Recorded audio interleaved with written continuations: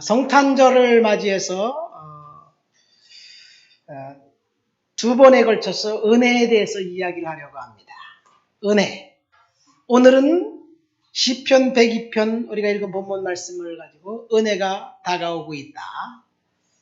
그리고 이번 주 수요일 성탄절 당일에는 누가복음 1장 성탄절 본문을 통해서 하나님의 은혜의 시간이 찾아왔다는 제목입니다. 여러분, 교회에서 은혜라는 말을 가장 많이 듣습니다. 성도들이 가장 많이 하는 단어가 은혜이지 아닌가 생각됩니다. 은혜라는 이름을 자녀를 낳아서 은혜라는 이름을 짓기도 하지요. 은혜가 뭘까요? 은혜. 설교가 끝나고 예배가 끝나고 하는데 목사님 은혜 많이 받았습니다. 그리고 저한테 악수하면서 가는 사람들은 목사님 설교를 통해서 감동을 받았다, 그런 이야기일 거예요. 근데 사실은 성경에서 말하는 은혜는 그게 아닙니다. 은혜는 영어로 grace죠. grace는 인간에게 주신 사랑의 선물입니다. 그러니까 은혜는 사랑의 선물인데, 여러분, 무엇이 가장 큰 선물인가요?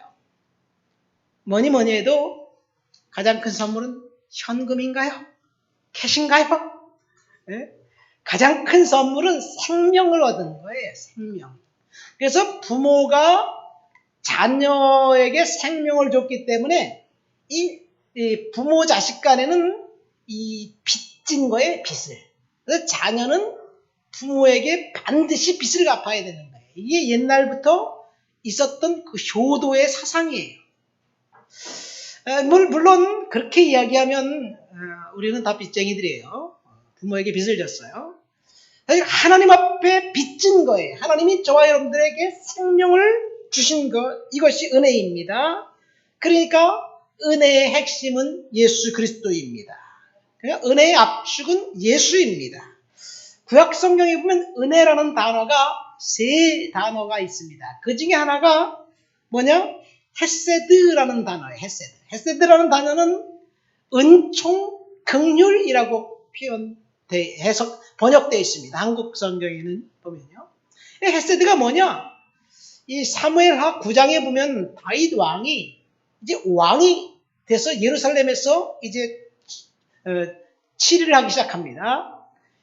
그 전에 사울 왕과 요나단은 한날 그 블레셋과의 전쟁에서 죽습니다. 그리고 사울 가족은 완전히 전멸합니다. 그 이유는 다윗을 20년 동안 죽이려고 했기 때문에 다윗이 왕이 되고 난 다음에 사울 가족들은 뿔뿔이 흩어졌어요. 그런데 다윗이 어느 날 갑자기 이런 선포를 하는 거예요. 사울의 후손들 중에 아직 살아있는 자가 있느냐? 물어봅니다. 왜 그러냐? 찾아서 죽이려고 한 게 아니에요. 원수 갚으려고 한 게 아니에요. 다윗이 찾아서 선대하겠다는 이야기예요. 그러니까 요나단의 아들 무비보셋이 있는데 그 사람은 두 다리를 다 절고 저는 그 아들입니다. 그래서 그러냐? 그 아이를 데리고 와라. 그런 거예요. 그러니까 무비보셋은 지금 혼비백산한 거예요. 이거 가면 죽었다, 이제 나는 죽었다. 그런데 다윗은 전혀 뜻밖의 이야기를 합니다. 뭐라고 얘기하냐면, 내가 너를 선대하겠다. 내 할아버지 사울의 재산을 다 너에게 주겠다. 그리고 너는 이제부터 다윗성 왕궁에 와서 나와 함께 식사하고 나와 함께 살자. 그래서 이 양자처럼 그 무비보셋을 돌봐준 거예요. 그러니까 무비보셋이 뭐라고 대답하냐면요. 어찌 죽은 개 같은 나를 돌보십니까? 이렇게 이야기합니다. 자, 무비보셋에게 한 말, 다윗이 무비보셋에게 이렇게 얘기합니다. 내가 내 아버지 요나단으로 말미암아 내게 은총을 베풀겠다. 이것이 은총이라는 단어로 우리 한국 개정성경에는 번역을 했는데, 이것이 헤세드라는, 은혜라는 단어입니다. 가만히 생각해 보세요. 무비보셋 입장에서 한 게 아무것도 없어요. 죽을 수밖에 없는 그런 환경인데 다윗이 그를 살려주고 아들처럼 여겨준 것. 이것이 은혜입니다. 여러분, 저와 여러분들이 은혜를 받았습니다. 그러니까 은혜는 공짜로 베풀어 주신 하나님의 선물입니다. 은혜는 우리가 구해서 얻을 수 있는 것도 아닙니다. 그냥 자격 없는데 하나님이 주신 것. 이것이 은혜예요. 내가 생명을 달라고 부모님에게 요청했나요? 부모님이 낳아주신 거예요. 이게 은혜입니다. 하나님이 일방적으로 저와 여러분들을 사랑하시고 구원하시기로 작정하신 것. 이것이 은혜이고 이것이 사랑의 선물이고 이것이 성탄의 메시지입니다. 오늘 본문 시편 102편에 보면 이 고난당한 자가 마음이 상하여 근심을 여호와 앞에 토로하는 기도라는 제목이 달려 있습니다. 이 시를 통해서 우리는 하나님의 은혜에 대해서 생각해 보려고 합니다. 자, 시인의 고백, 자신에게 은혜의 시간이 다가오고 있다고 지금 고백하고 있는 거예요. 13절에 보니까 본문 우리 11절과 12절 말씀을 다 같이 한번 읽어보도록 하겠습니다. 본문 11절, 12절 다 같이 읽습니다. 내 날이 기울어지는 그림자 같고 내가 풀에 시들어짐 같으니이다.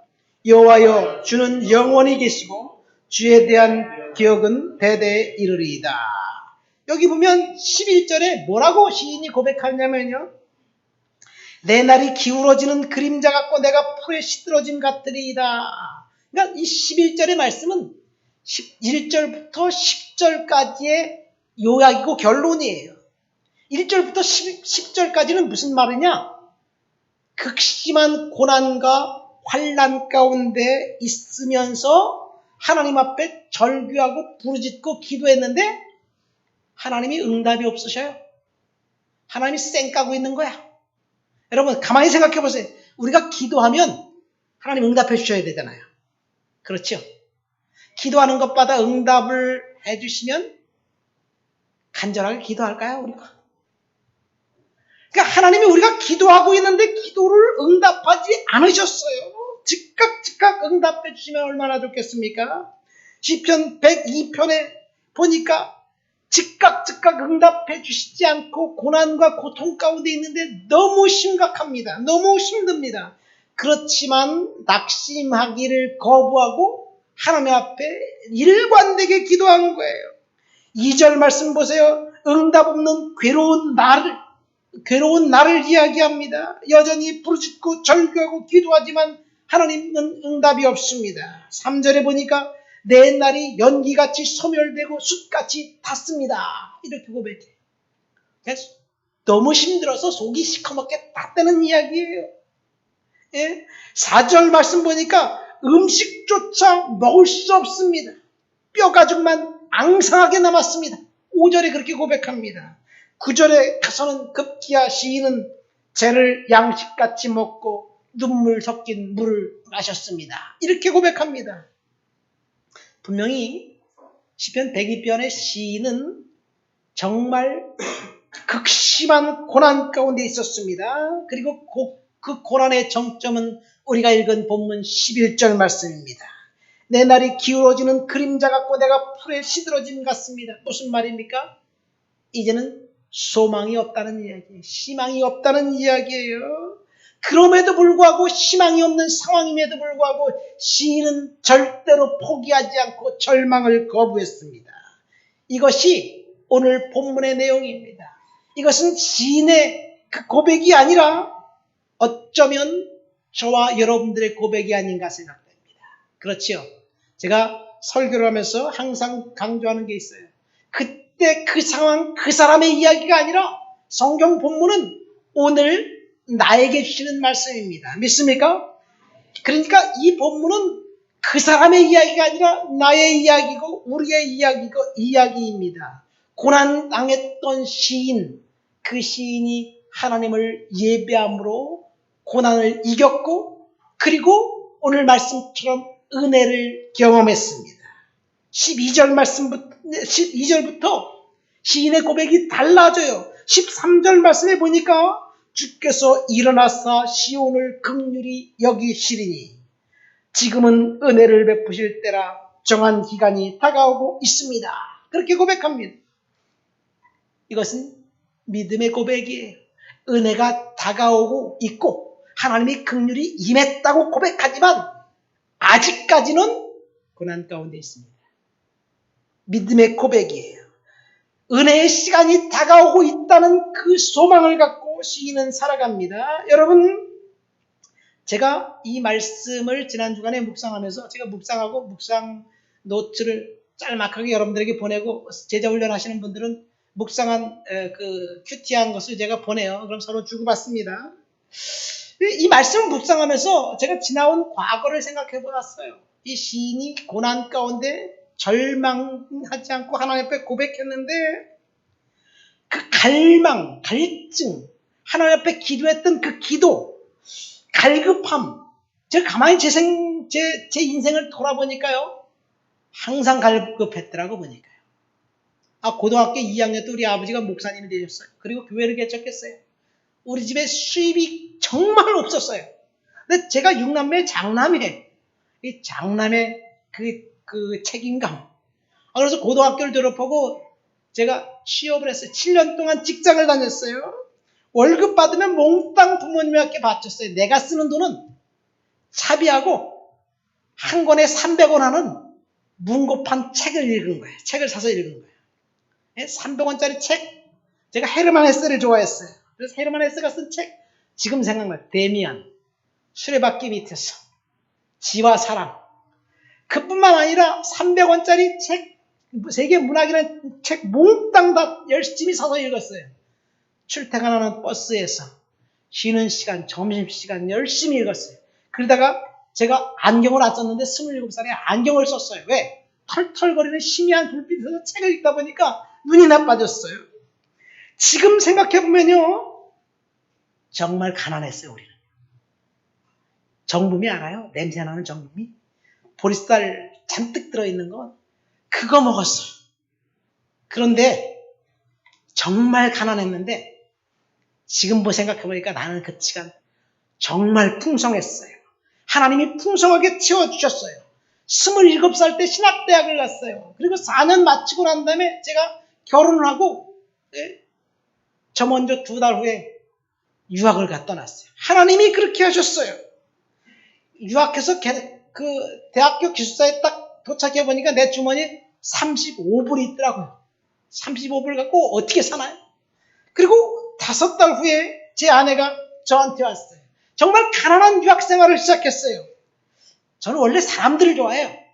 제가 청년을 담당했는데 우리 청년들이 그때 제가 밴쿠버에서 가장 큰 교회에서 청년을 담당했는데 막 94년도에 제가 갔고요. 96년, 97년, 98년 이때 이 IMF 전에 그 청년들이 언어 연수를 오려고 정말 많이 밀려 들어왔어요.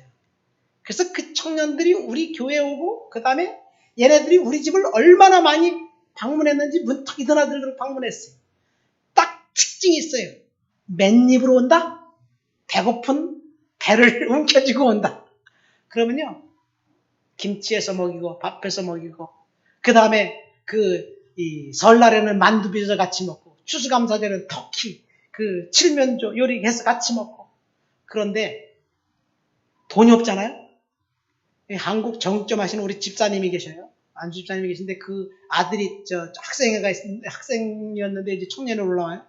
근데 그 집에 고기를 사러 가면 이 집사님이 이 기름 덕지덕지 붙어 있는 갈비를 저한테 한 무더기를 주는 거예요. 왜냐면 그걸 다 발리고 그래서 상품을 만들어 팔아야 되는데 바쁘니까 시간이 없어요.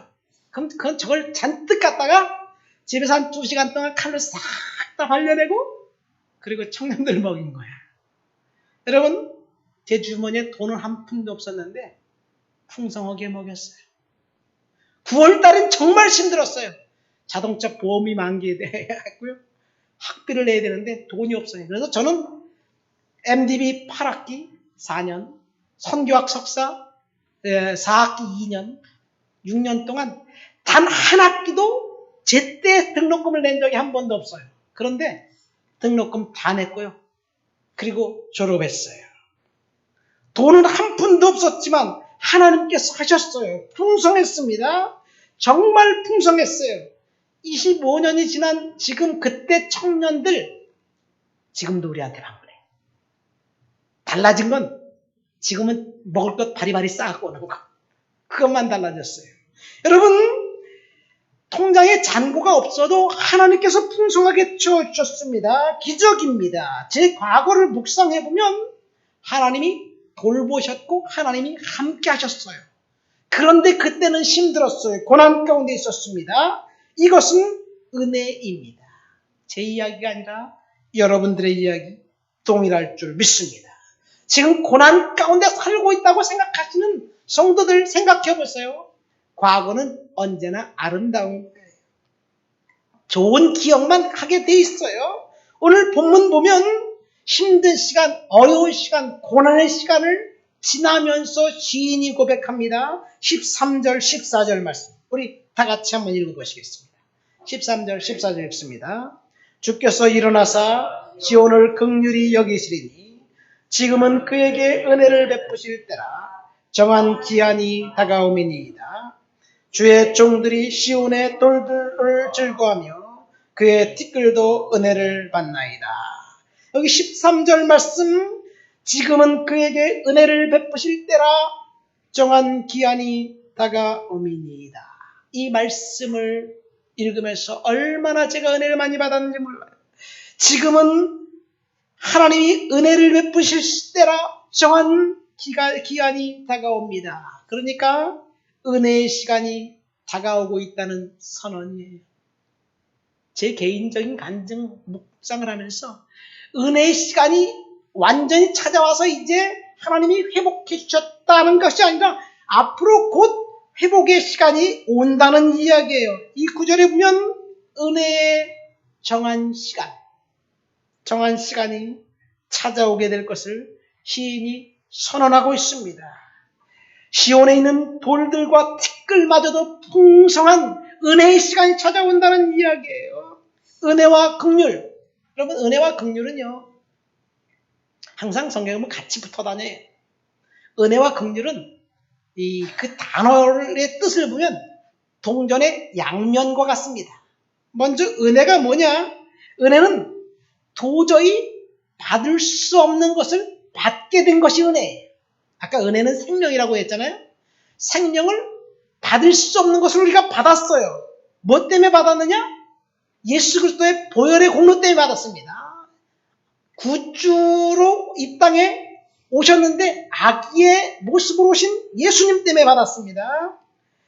그런데 저와 여러분들은 저와 형벌 가운데 죽을 수밖에 없어요.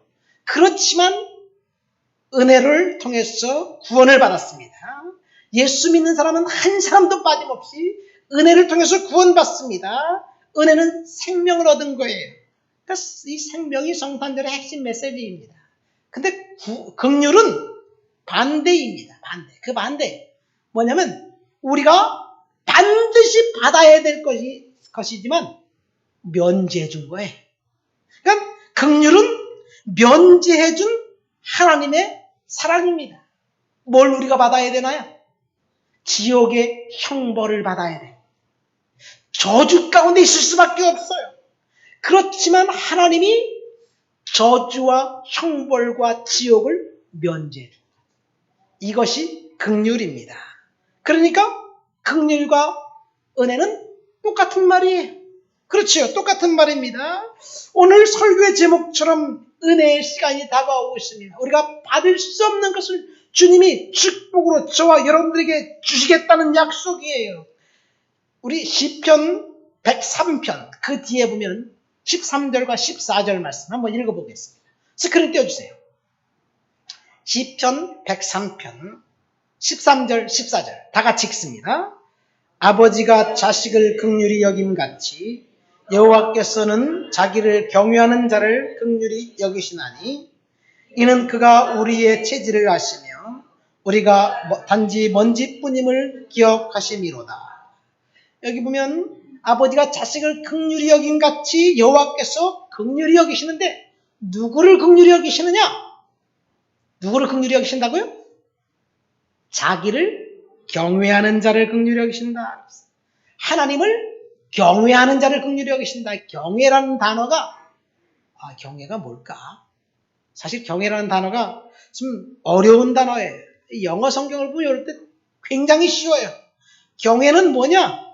Fear of the Lord. 하나님을 두려워하는 것. 두려워하는 것이 경외예요. 그러니까 경외란 말과 두려움은 동일한 단어입니다. 그러니까 하나님을 두려워하는 사람들, 그 사람들에게 하나님이 긍휼을 주신다는 얘기예요. 하나님을 두려워하는 사람들은요, 예배하는 사람들을 말합니다. 가만히 생각해 보세요. 하나님을 예배하는 사람들은 두려워요. 하나님을 두려워하는 사람들은 죄 짓기를 거부해요. 하나님을 두려워하지 않으면 죄를 마음대로 져요. 그래서 세상 사람들은 그렇게 얘기하잖아요. 죄 짓는 사람들은 쟤는 하나님도 두렵지 않나 봐. 이런 얘기도 하잖아요. 그러니까 하나님을 두려워하는 것은 예배입니다. 그리고 예배는 축복입니다. 예배한 사람들을 하나님이 축복하는 거예요. 지난주 제가 다윗 이야기를 했잖아요. 다윗 인생의 초창기에는 굉장히 불행했습니다. 비참했습니다. 그런데 다윗이 하나님의 선택을 받아서 기름 부음 받은 왕이 되었습니다. 인생 말년, 다윗 인생 말년 사무엘하 22장 말씀 가지고 지난주에 설교했잖아요. 거기 보면 다윗이 뭐라고 고백하냐면요. 내가 환난 중에서 여호와께 아뢰며 나의 하나님께 아뢰었더니, 환난 중에서 지금 하나님께 기도한 거예요, 다윗이. 그가 그의 성소에서 내 목소리를 들으시며 나의 부르짖음이 그의 귀에 들렸도다. 하나님께 부르짖었더니 하나님 어디서 들으셨느냐? 성소에서 들으셨어요. 성소는 뭐냐면 생츄리는 뭐냐? 하나님의 성전입니다. 하나님을 예배하는 그 자리예요. 다윗이 하나님을 예배하는 그 자리에서 하나님이 그의 기도를 들어주셨고 응답해 주셨다고 고백합니다. 여러분, 환난과 고난이 찾아왔을 때 다윗은 하나님 앞에 예배했습니다. 하나님 앞에 기도했습니다. 하나님께 부르짖었습니다. 그래서 불행을 축복으로 바꾼 그 다윗은 무엇 때문에 불행이 축복이 되었느냐? 예배 때문에 그런 거예요. 다윗 당시, 그때 당시는 어땠냐면요. 하나님이 멸시받고 조롱받던 시대였습니다. 근거가 있나요? 있습니다. 사무엘상 17장에 보면 골리앗 사건 여러분 잘 알잖아요. 다윗과 골리앗 이야기 우리 너무 잘 알잖아요. 골리앗이 40일 동안 아침 저녁으로 하나님을 저주하고 이스라엘 백성을 군대를 모욕합니다. 하나님을 저주해요. 근데 40일 동안 아침 저녁으로 하나님을 모욕하는데 가만히 생각해 보세요. 우리가 하나님을 잘 믿는 사람이라면 하나님을 모욕하는 소리를 들으면 기분이 나빠요, 안 나빠요? 그럼 다르게 봅시다. 여러분의 부모를 누가 욕해? 기분 나빠요, 안 나빠요? 나쁘죠? 부모를 욕하는데 웃고 있으면 이건 자식도 아니야. 호로 자식이지. 그렇잖아요. 하나님을 모욕하고 하나님을 폄하하고 하나님을 저주하는데 아무도 나서는 사람이 없어요. 그 이유는 골리앗을 두려웠기 때문에 그래요. 사람을 두려워했기 때문에 그렇습니다. 하나님을 두려워한 것이 아니라 사람을 두려워했습니다. 그런데 다윗 한 사람만큼은 달랐습니다. 다윗이 그 소리를 듣자마자 갑자기 발끈한 거예요. 저 새끼가 어떤 새끼인데 보니까 골리앗이야. 골리앗이야. 그런데요, 다윗이 나는 여호와의 이름으로 너에게 맞서겠다. 그리고 나갑니다. 여러분 생각해 보세요. 하나님을 두려워하지 하는 사람은 하나님의 이름을 망령되게 하고 하나님을 폄하할 때 그 자리에 담대하게 맞서 나갈 줄 믿습니다. 그런데 사람을 두려워하는 사람들은 벌벌 떨어서 숨기에 바빴습니다. 하나님을 두려워했던 그 다윗을 하나님이 기름 부어서 왕으로 삼은 거예요. 예배가 다윗이 축복받은 이유입니다. 온전한 예배, 다윗은 온전한 예배자였습니다. 저와 여러분들이 하나님을 두려워하고 온전한 예배자가 된다면 저와 여러분들이 하나님께서 복 주시고 축복해 주실 줄 믿습니다. 사람들을 두려워하지 마십시오. 골리앗이라는 사람을 당시 모든 사람들이 두려워했습니다. 그렇지만 하나님을 두려워했던 사람 다윗을 통해서 하나님을 일하시는 거예요. 오늘날 우리 주변을 돌아보세요. 하나님의 이름이 멸시당하고 있습니다.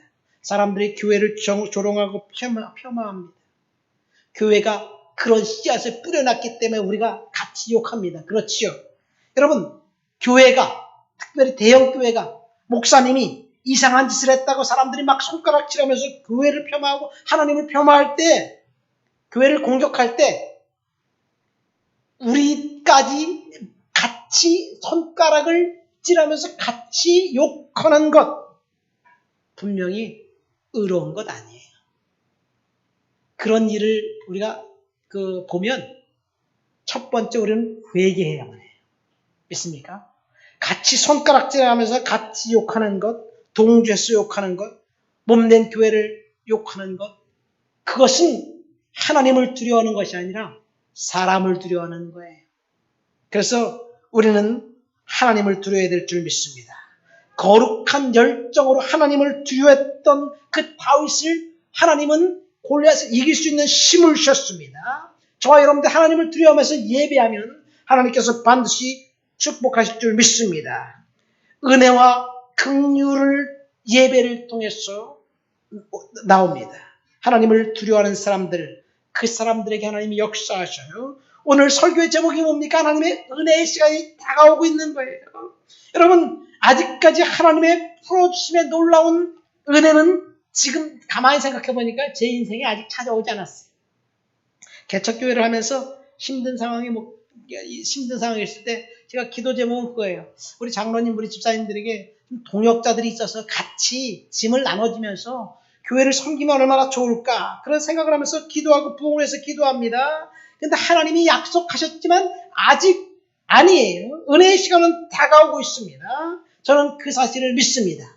하나님이 주실 줄 믿습니다. 은혜의 시간이 다가오고 있을 때 하나님이 오늘 본문을 통해서 저와 여러분들 해야 될 일은 딱 두 가지. 첫 번째는 하나님을 경외하고 하나님을 두려워하는 것. 그것은 예배라고 말씀드렸죠. 우리 한번 다 같이 15절부터 21절까지 다 같이 한번 읽어보시겠습니다. 본문 15절부터 21절 다 같이 읽습니다. 15절. 이에 문나라가 여호와의 이름을 경외하며 이 땅의 모든 왕들이 주의 영광을 경외하리니 여호와께서 시온을 건설하시고 그의 영광 중에 나타나셨습니다.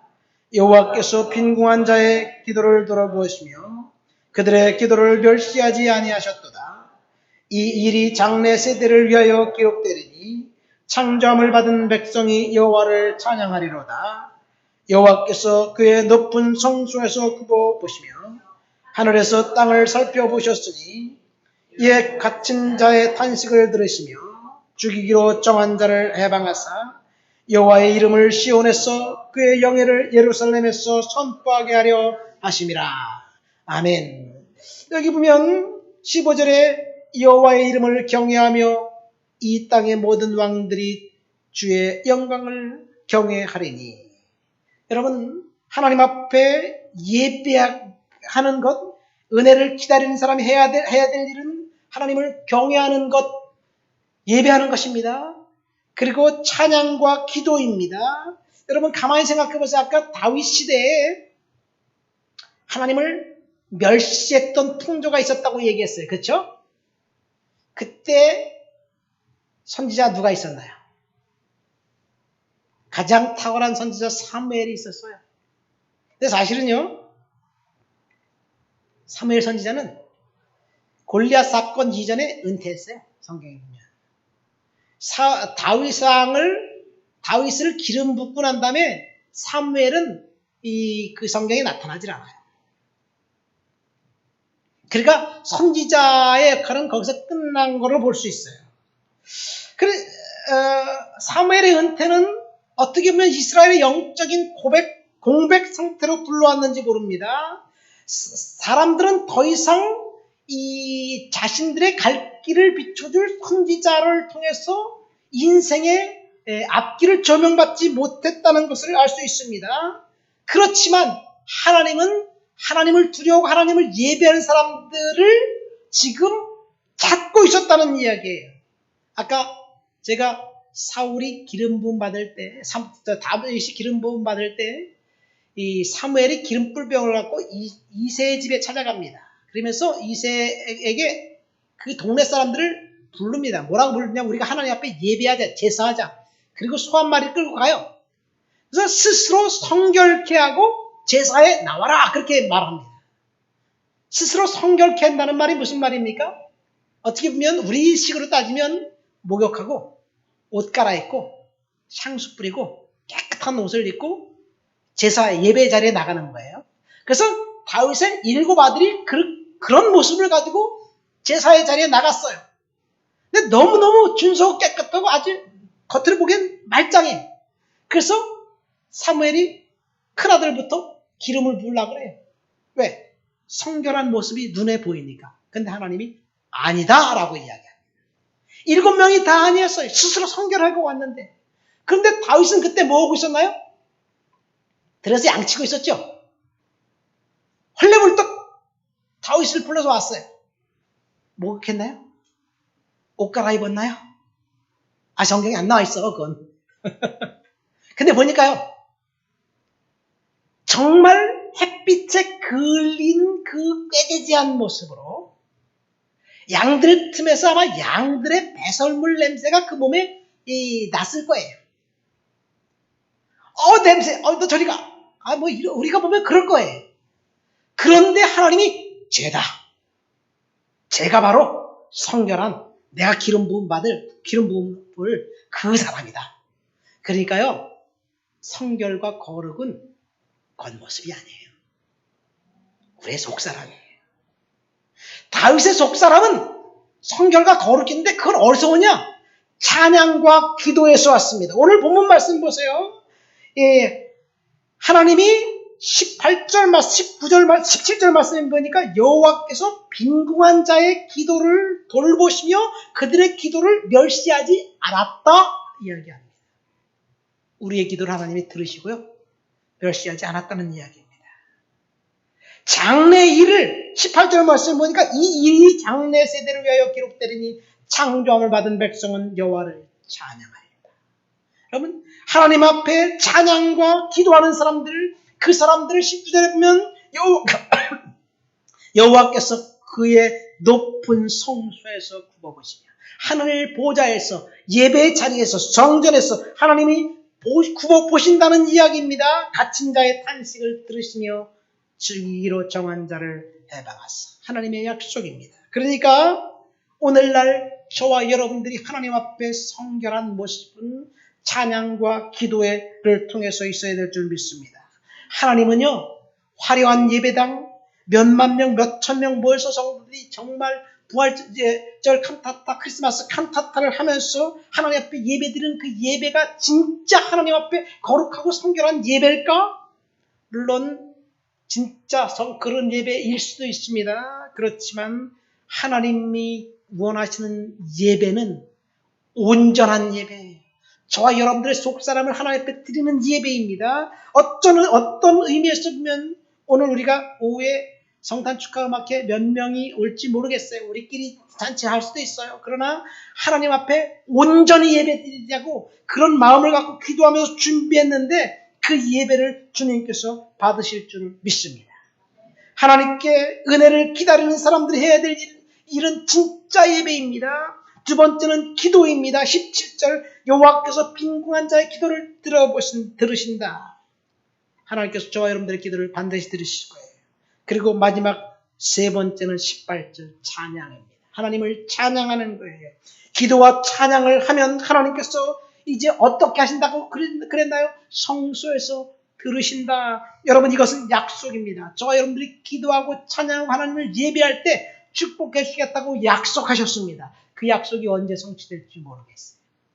저도 믿음으로 고백하지만 하나님이 그 약속을 성취한다고 약속을 주셨기 때문에 믿음으로 절망하기를 거부하고 주님 앞에 나가는 거예요. 하나님께서 이기해 주실 줄 믿습니다. 여러분, 찬양과 기도를 통해서 우리는 고난과 역경과 힘든 일을 이겨야 될 줄 믿습니다. 가만히 생각해 보세요. 이길 힘을 주시는 것은 하나님 앞에 찬양과 기도를 통해서 나가는 거예요. 불평과 불만, 그 다음에 낙심, 부정적인 마음, 그런 것들을 통해서 이기는 것이 아닙니다. 하나님 앞에 찬양과 기도를 통해서 이기시기를 예수님의 이름으로 축원드립니다. 말씀을 맺습니다. 오늘 우리는 은혜의 시간이 다가온다는 제목을 가지고 설교를 들었습니다. 여러분, 하나님의 은혜와 긍휼의 시간이 우리에게 다가오고 있습니다. 여호와를 경외하고 하나님을 예배하는 사람들, 그 사람들에게 하나님의 은혜의 정한 시간이 다가오게 될 것이라고 주님께서 약속하십니다. 믿음으로 은혜의 자리에 나가시기를 예수님의 이름으로 축원드립니다. 절망하기를 거부하고 주님 앞에 기도와 찬양과 예배를 통해서 축복을 성취하시기를 예수님의 이름으로 축원드립니다. 우리 다 같이 말씀을 생각하면서 통성으로 기도합니다.